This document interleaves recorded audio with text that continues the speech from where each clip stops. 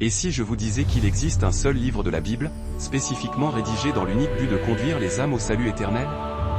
Un seul évangile qui n'a pas été conçu pour vous offrir une chronologie exhaustive de la vie terrestre de Jésus, mais qui s'est concentré, tel un rayon laser, sur deux questions fondamentales: qui est véritablement Jésus-Christ? Et comment, par son intermédiaire, obtenir le salut? Alors que les évangiles de Matthieu, Marc et Luc nous fournissent des récits historiques détaillés du ministère de Jésus, l'évangile de Jean opère à un niveau spirituel et théologique profondément distinct. Jean lui-même nous révèle sans détour la raison précise de son entreprise rédactionnelle dans Jean 20h31.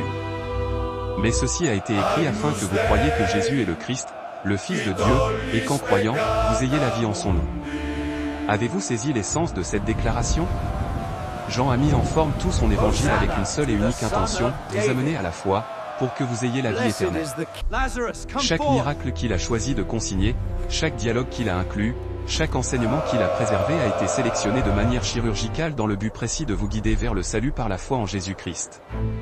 Aujourd'hui, nous allons explorer en profondeur pourquoi l'Évangile selon Jean est le livre le plus déterminant pour accéder au salut, et pourquoi toute personne en quête de la vie éternelle devrait commencer son exploration ici.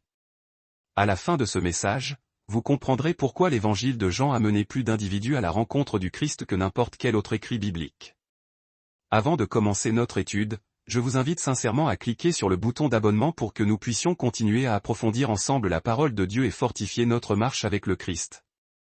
Nous publions régulièrement des contenus édifiants, centrés sur les récits bibliques, la foi, l'espérance et l'amour inconditionnel de Jésus. De plus, merci de bien vouloir partager cette vidéo et d'appuyer sur le bouton « J'aime ». Cela nous permet d'atteindre un public plus vaste et de bâtir une communauté encore plus forte pour le Christ. Et n'hésitez pas à nous indiquer dans les commentaires d'où vous nous regardez. Nous lisons attentivement chacun de vos commentaires et serions honorés de prier pour vous et pour votre ville. Merci infiniment de votre soutien. Et maintenant, plongeons sans attendre dans le texte. L'Évangile selon Jean débute d'une manière radicalement différente de tous les autres livres de la Bible. Tandis que Matthieu ouvre son récit avec des généalogies détaillées et que Luc établit un contexte historique précis, Jean nous propulse immédiatement dans l'éternité avec l'ouverture la plus profonde et la plus percutante de toute l'Écriture sainte. Les versets 1 à 5 du chapitre 1 de Jean déclarent: Au commencement était la parole, et la parole était avec Dieu, et la parole était Dieu. Elle était au commencement avec Dieu. Toutes choses ont été faites par elle, et rien de ce qui a été fait n'a été fait sans elle. En elle était la vie, et cette vie était la lumière des hommes. La lumière luit dans les ténèbres, et les ténèbres ne l'ont point reçue. Ces versets fondateurs établissent la divinité absolue et intrinsèque de Jésus-Christ bien avant même que son ministère terrestre ne commence. Jean ne commence pas par la description d'un bébé dans une crèche ou d'un charpentier originaire de Nazareth. Il débute avec le Fils éternel de Dieu, celui qui existait avant la création, qui est Dieu lui-même, et par qui toutes choses ont été manifestées. C'est une vérité absolument cruciale pour le salut, car il est impossible d'être sauvé en croyant simplement en un bon enseignant ou un modèle moral inspirant. On ne peut être sauvé qu'en croyant en Dieu lui-même, qui s'est incarné sous forme humaine. Jean établit cette vérité sans délai, afin que toute la suite de son évangile soit comprise à la lumière de l'identité divine de Jésus. Puis, Jean 1h14 délivre l'une des déclarations les plus puissantes concernant l'incarnation. Et la parole a été faite chair, et elle a habité parmi nous, pleine de grâce et de vérité, et nous avons contemplé sa gloire, une gloire comme la gloire du Fils unique venu du Père. Dieu est devenu homme. Le Créateur de l'univers a fait son entrée dans sa propre création. L'Éternel a franchi le seuil du temps. C'est là le socle inébranlable de l'Évangile: Dieu a tellement aimé l'humanité qu'il a revêtu la chair humaine pour nous délivrer du joug de nos péchés.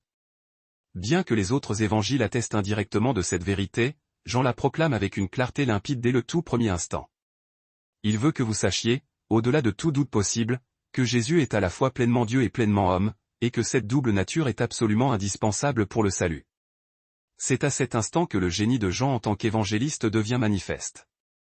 Il structure l'intégralité de son récit évangélique autour de cet miracle spécifique qu'il nomme les signes, *semeia*. Il ne s'agit pas de guérison ou de prodiges aléatoires. Chacun de ces signes a été minutieusement choisi pour révéler un aspect crucial de l'identité de Jésus et la raison pour laquelle vous avez besoin de lui pour votre salut. Le premier signe est la transformation de l'eau en vin, rapporté en Jean 2, 1-11. Ce miracle révèle le pouvoir souverain de Jésus sur la création et son aptitude à transmuter l'ordinaire en extraordinaire. Sur le plan spirituel, il symbolise sa capacité à transformer les pécheurs en saints, à prendre des vies vidées et à les remplir d'une joie surabondante et nouvelle. Ce premier signe est une démonstration éclatante que Jésus peut prendre votre existence brisée et commune et la transformer en quelque chose d'absolument merveilleux. Le deuxième signe est la guérison du fils de l'officier royal, relaté en Jean 4, 46-54. Ceci démontre l'autorité de Jésus sur la distance et son pouvoir de guérison conféré par une simple parole. Cela nous révèle que la foi seule, placée dans la parole du Christ, est suffisante pour le salut. Il n'est pas nécessaire de le voir physiquement pour être sauvé par lui. Romains 10h17 nous assure, ainsi la foi vient de ce qu'on entend, et ce qu'on entend vient de la parole de Christ. Ce signe prouve que la parole de Jésus, et elle seule, détient le pouvoir salvateur. Le troisième signe est la guérison du paralytique de Bethesda en Jean 5, 1-15. Cet homme était incapable de marcher depuis 38 longues années.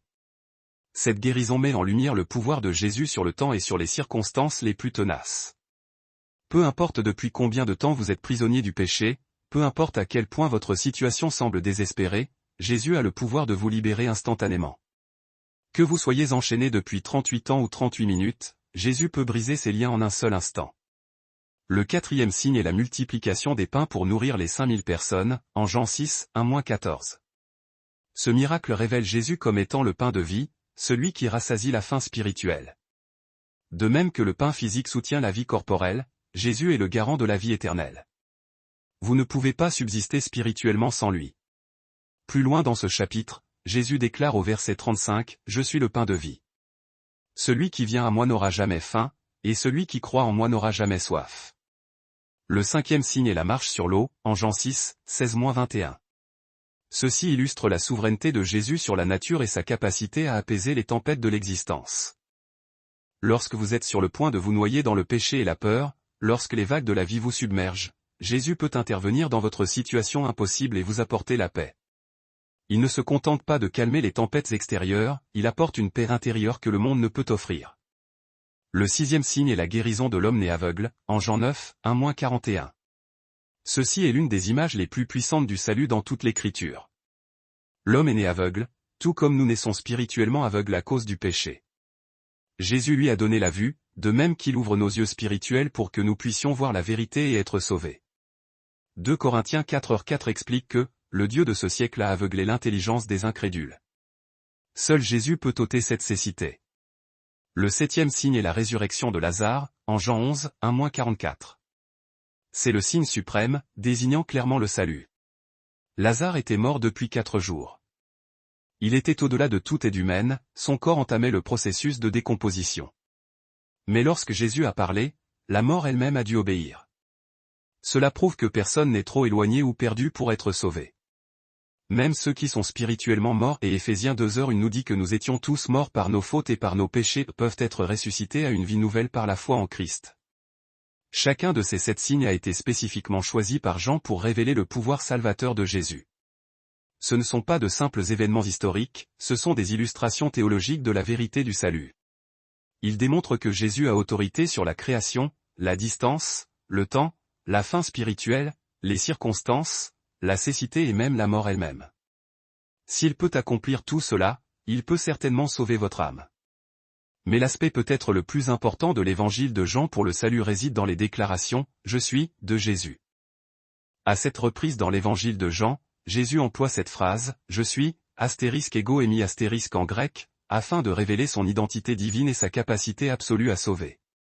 Ces déclarations sont absolument fondamentales, car en Exode 3h14, lorsque Moïse demanda à Dieu son nom, Dieu répondit « Je suis celui qui suis ».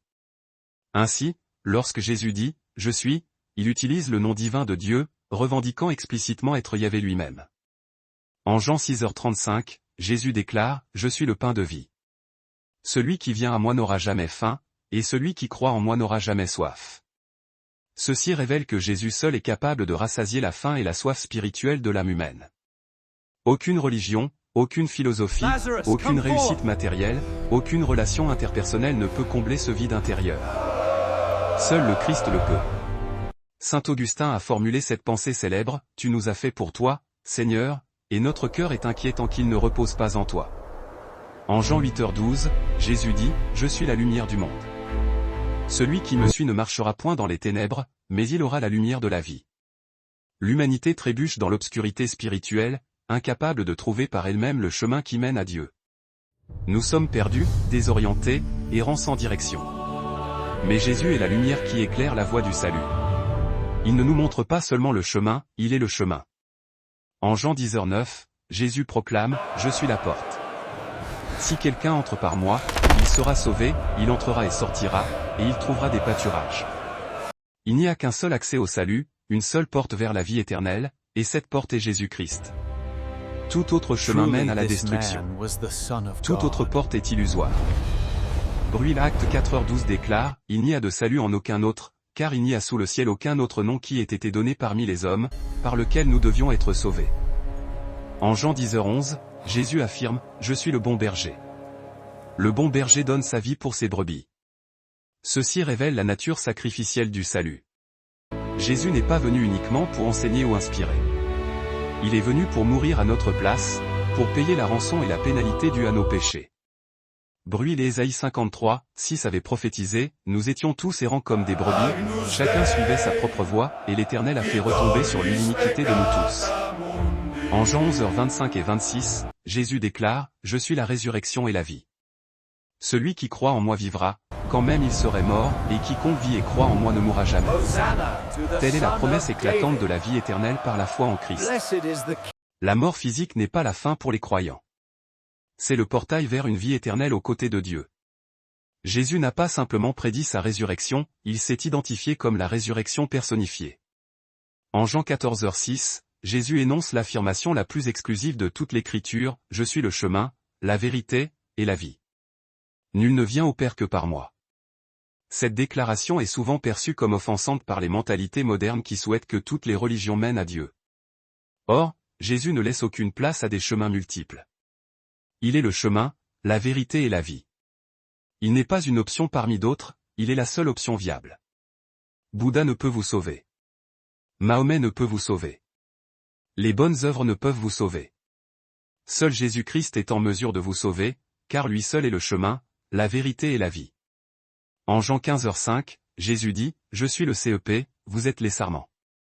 Celui qui demeure en moi et en qui je demeure porte beaucoup de fruits, car sans moi vous ne pouvez rien faire. » Le salut n'est pas une simple décision ponctuelle. C'est une relation dynamique et continue avec le Christ. Sans lui, nous sommes spirituellement morts et stériles.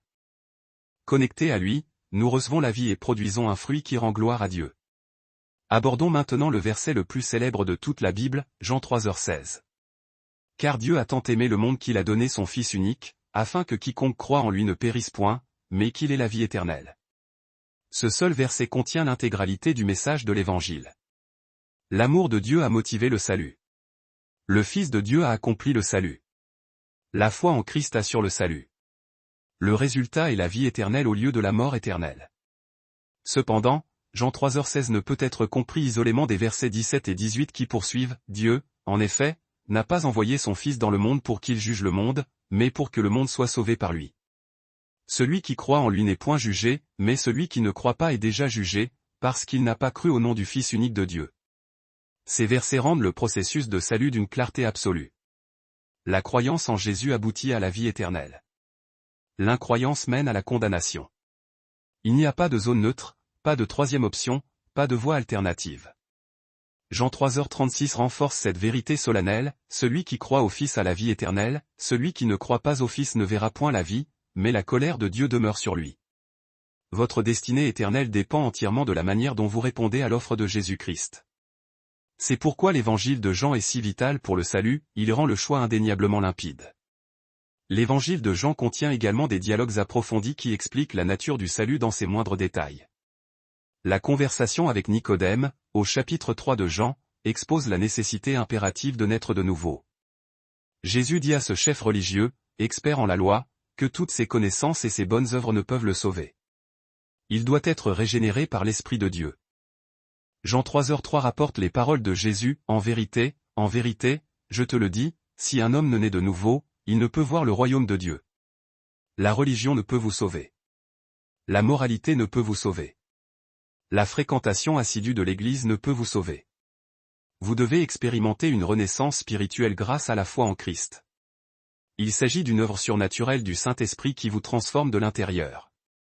La rencontre avec la femme samaritaine, au chapitre 4 de Jean, révèle que le salut est accessible à tous, indépendamment de leur passé ou de leur appartenance sociale.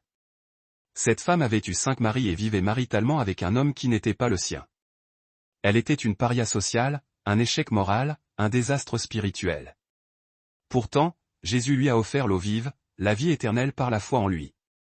Jean 4h13 et 14 consignent les paroles de Jésus, « Quiconque boit de cette eau aura encore soif, mais celui qui boira de l'eau que je lui donnerai n'aura jamais soif, et l'eau que je lui donnerai deviendra en lui une source d'eau qui jaillira jusque dans la vie éternelle. » Peu importe le nombre de fois où vous avez tenté de satisfaire votre âme avec les plaisirs terrestres, vous aurez toujours soif tant que vous ne viendrez pas au Christ. Le discours sur le pain de vie, au chapitre 6 de Jean, explicite clairement que Jésus lui-même est ce dont nous avons besoin pour le salut, et non pas des rituels religieux ou des œuvres méritoires. Jean 6h47 rapporte Jésus disant, en vérité, je vous le dis, celui qui croit en moi a la vie éternelle. Non pas astérisque aura astérisque la vie éternelle, mais astérisque à astérisque la vie éternelle. La vie éternelle est une possession actuelle pour quiconque croit en Christ. L'un des aspects les plus puissants de l'évangile de Jean est la clarté avec laquelle il décrit l'œuvre du Saint-Esprit dans le salut. Jésus dit à ses disciples en Jean 16, 8-11 que lorsque l'Esprit Saint viendra, il convaincra le monde en ce qui concerne le péché, la justice, et le jugement, en ce qui concerne le péché, parce qu'il ne croit pas en moi, en ce qui concerne la justice, parce que je vais au Père, et que vous ne me verrez plus, en ce qui concerne le jugement, parce que le prince de ce monde est jugé. Le Saint-Esprit convainc le monde de son péché. Il ouvre les yeux aveugles à la vérité spirituelle. Il attire les gens vers le Christ. Le salut n'est pas quelque chose que vous pouvez accomplir par l'effort humain. Il exige l'œuvre surnaturelle de l'Esprit de Dieu. Jean 3h5 et 6 le rendent limpide, en vérité, je te le dis, si un homme ne naît d'eau et d'esprit, il ne peut entrer dans le royaume de Dieu. Ce qui est né de la chair est chair, et ce qui est né de l'esprit est esprit. L'évangile de Jean est également unique dans la manière dont il aborde la résurrection de Jésus. Bien que les 4 évangiles consignent cet événement, Jean fournit les apparitions post-résurrection les plus détaillées et en explique la signification pour le salut. Jean 20, 24-29 rapporte la rencontre de Thomas avec le Christ ressuscité. Thomas refusait de croire que Jésus était ressuscité s'il ne pouvait le voir et le toucher. Lorsque Jésus lui apparut, Thomas s'écria, « Mon Seigneur et mon Dieu !» C'est la confession la plus claire de la divinité de Jésus dans toute l'Écriture. Jésus prononça ensuite une parole essentielle au verset 29, « Parce que tu m'as vu, tu as cru. Heureux ceux qui n'ont point vu, et qui ont cru. » Ces paroles s'adressent directement à quiconque lirait l'évangile de Jean à l'avenir, y compris vous. Vous n'avez pas vu Jésus physiquement, mais vous pouvez croire en vous basant sur le témoignage irréfutable de ceux qui l'ont vu. Et lorsque vous croyez sans avoir vu, vous êtes bénis. Jean 20h30 et 31 fournissent ensuite la déclaration d'intention pour l'évangile tout entier. Jésus a fait encore, en présence de ses disciples, beaucoup d'autres miracles, qui ne sont pas écrits dans ce livre. Mais ceci a été écrit afin que vous croyiez que Jésus est le Messie, le Fils de Dieu, et qu'en croyant, vous ayez la vie en son nom. Jean a sélectionné des miracles spécifiques, des enseignements précis et des événements cruciaux non pas pour vous donner une biographie complète de Jésus, mais pour vous donner absolument tout ce dont vous avez besoin pour croire et être sauvé. Son évangile est une œuvre de littérature évangélique, conçue pour vous mener à la foi en Christ. L'évangile de Jean souligne également la simplicité profonde du salut. Il n'est pas nécessaire d'accomplir des rituels compliqués. Vous n'avez pas besoin d'atteindre un certain niveau de moralité. Vous n'avez pas besoin de maîtriser une théologie complexe. Vous devez simplement croire en Jésus-Christ. Le verbe « croire » pisteux en grec, apparaît 98 fois dans l'évangile de Jean. C'est l'exigence centrale du salut. Jean 1h12 dit « Mais à tous ceux qui l'ont reçu, à ceux qui croient en son nom, elle a donné le pouvoir de devenir enfants de Dieu. » Croire en Christ vous donne le droit légitime de devenir enfant de Dieu, pas seulement un serviteur, ni un simple disciple, mais un enfant jouissant de tous les droits d'héritage. Mais que signifie croire ? L'évangile de Jean précise que croire est bien plus qu'un simple assentiment intellectuel. C'est placer sa pleine confiance en Christ pour le salut, le recevoir comme Seigneur et Sauveur, et s'engager à le suivre pour le reste de sa vie. Jean 5h24 rapporte Jésus disant, en vérité, je vous le dis, celui qui écoute ma parole, et qui croit à celui qui m'a envoyé, à la vie éternelle et ne vient point en jugement, mais il est passé de la mort à la vie. La véritable croyance entraîne une transformation spirituelle radicale. Vous traversez la frontière, passant de la mort à la vie, de la condamnation à la liberté, des ténèbres à la lumière. Jean 8h31 et 32 ajoute une autre dimension à cette foi, et il dit aux Juifs qui avaient cru en lui, « Si vous demeurez dans ma parole, vous êtes véritablement mes disciples, vous connaîtrez la vérité, et la vérité vous affranchira. » La foi sincère se traduit par une obéissance et un engagement continu en tant que disciple. Il ne s'agit pas ici de gagner le salut, mais de manifester la preuve tangible du salut déjà reçu. L'un des passages les plus réconfortants de l'évangile de Jean est le discours du bon berger, au chapitre 10. Jésus se décrit comme le berger qui donne sa vie pour ses brebis. Il établit un contraste frappant avec les faux bergers qui ne se soucient que d'eux-mêmes. Brûle Jean 10, 27-30 contient des promesses inestimables pour les croyants, « Mes brebis entendent ma voix, je les connais, et elles me suivent. Je leur donne la vie éternelle, et elles ne périront jamais, et personne ne les ravira de ma main. Mon Père, qui me les a donnés, est plus grand que tous, et personne ne peut les ravir de la main de mon Père. Moi et le Père sommes un. » Ce passage fondamental enseigne la sécurité éternelle des croyants. Ceux qui sont véritablement sauvés ne peuvent jamais perdre leur salut. Jésus donne la vie éternelle et non une vie temporaire. Ces brebis ne périront jamais, et non pas, pourraient périr, ou, risqueraient de périr, elles ne périront jamais. Personne ne peut les arracher de sa main, pas même elles-mêmes. Vous êtes tenus à la fois par la main de Jésus et par la main du Père. C'est une double garantie de sécurité. Impossible d'être plus en sécurité. L'évangile de Jean aborde également sans détour le coût réel du fait de suivre le Christ, qui est un abandon de soi. Jean 12, 24-26 rapporte Jésus disant, en vérité, je vous le dis, si le grain de blé qui est tombé en terre ne meurt, il reste seul, mais s'il meurt, il porte beaucoup de fruits. Celui qui aime sa vie la perdra, et celui qui ait sa vie dans ce monde la conservera pour la vie éternelle. Celui qui ait sa vie ici-bas, dans ce monde éphémère et déchu, la conservera pour la vie éternelle, une existence véritable auprès de Dieu. Quiconque se met à mon service doit marcher sur mes pas et me suivre inconditionnellement. Et là où je suis destiné à aller, mon serviteur y sera également, participant à ma gloire. Mon Père honorera celui qui aura choisi de me servir. Le salut nous est offert gratuitement, comme un don de grâce immérité, mais le véritable discipolat, lui, a un coût total, il exige de nous tout ce que nous sommes et possédons. Jésus appelle ses disciples à mourir à leur ego, à renoncer à leurs propres désirs, à prendre courageusement leur croix, et à le suivre quel que soit le prix que cela leur coûtera. Ce n'est pas un message très populaire dans le christianisme contemporain qui recherche le confort, mais c'est l'enseignement lumineux et sans équivoque qui émane de l'évangile de Jean. Les chapitres ultimes de cet évangile monumental renferment la prière la plus longue que Jésus ait jamais prononcée et qui nous ait été conservée, Jean 17.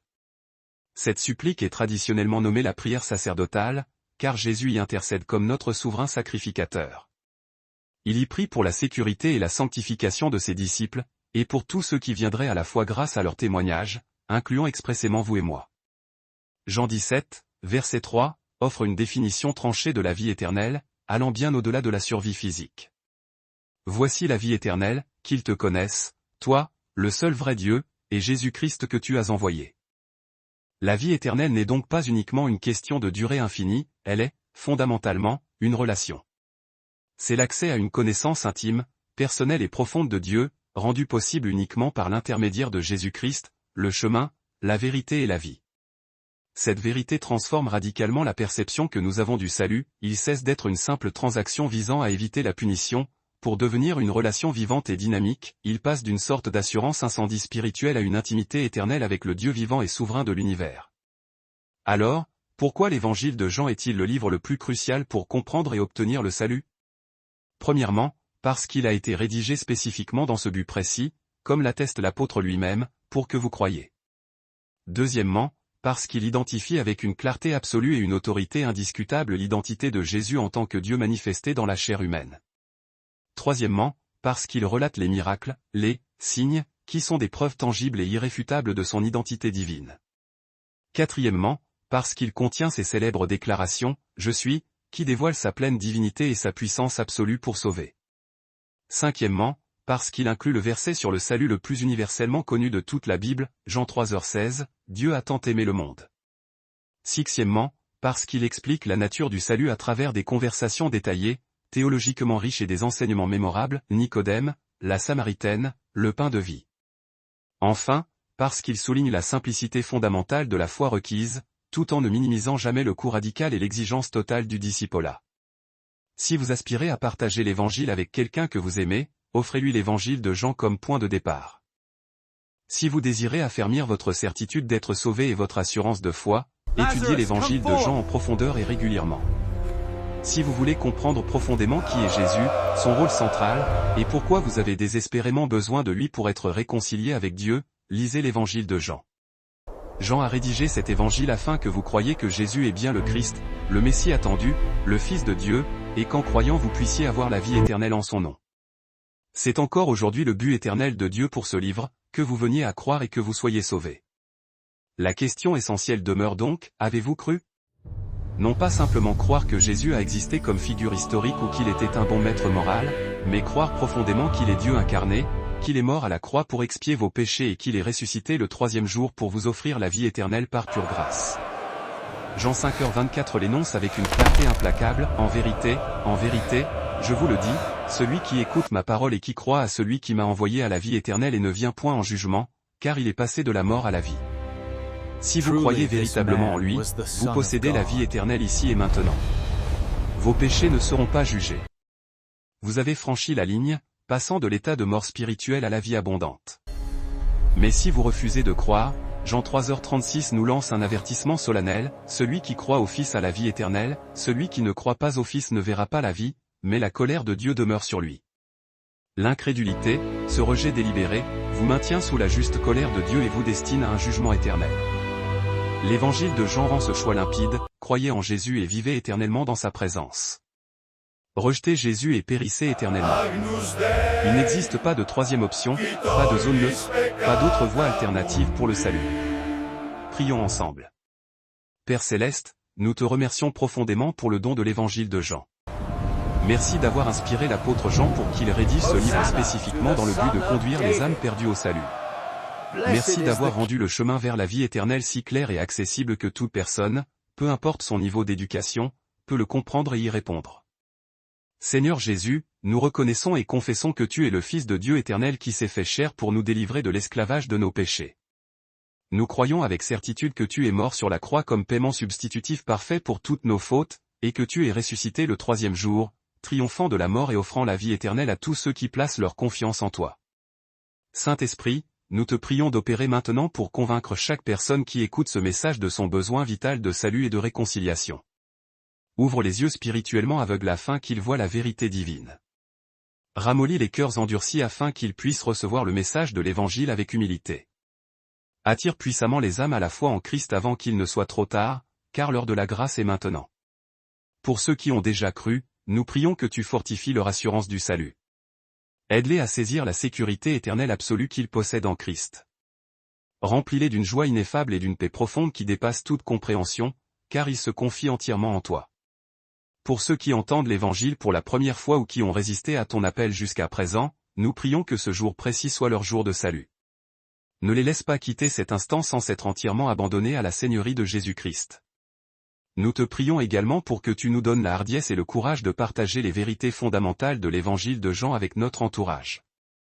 Aide-nous à être des témoins fidèles qui orientent résolument les gens vers le Sauveur. Utilise-nous pour conduire de nombreuses personnes à la vie éternelle par la foi en Christ. Merci de ce que le salut n'est pas fondé sur nos œuvres imparfaites, mais uniquement sur ta grâce infinie reçue par la foi. Merci de ce que quiconque invoquera le nom du Seigneur sera sauvé. Merci de ce que tes bras demeurent encore largement ouverts aujourd'hui, invitant les pécheurs à rentrer à la maison. Au nom puissant de Jésus, nous prions. Amen. Si vous venez de faire cette prière, confessant vos péchés et abandonnant votre vie au Christ, soyez le bienvenu dans la famille de Dieu. Tapez « Je crois en Jésus » dans les commentaires pour que nous puissions célébrer cette décision capitale avec vous. Et si ce message vous a permis de comprendre le salut avec une clarté renouvelée, tapez « Le salut est clair » afin que nous sachions que cette vidéo a eu un impact sur votre cheminement. Abonnez-vous à cette chaîne pour recevoir davantage d'enseignements bibliques solides qui conduisent à une transformation profonde. Partagez sans tarder cette vidéo avec quelqu'un qui a besoin d'entendre et de comprendre l'Évangile. Et rappelez-vous toujours ceci, l'évangile de Jean a été écrit spécifiquement afin que vous puissiez avoir la vie éternelle par la foi en Jésus-Christ. Que Dieu vous bénisse tous richement. Jusqu'à la prochaine fois, croyez en Jésus, suivez-le fidèlement dans votre quotidien, et partagez l'évangile avec hardiesse. La vie éternelle est disponible pour tous ceux qui croient. La question demeure, y croyez-vous? Ceci était l'émission Histoire biblique expliquée, et nous vous donnons rendez-vous pour la prochaine vidéo.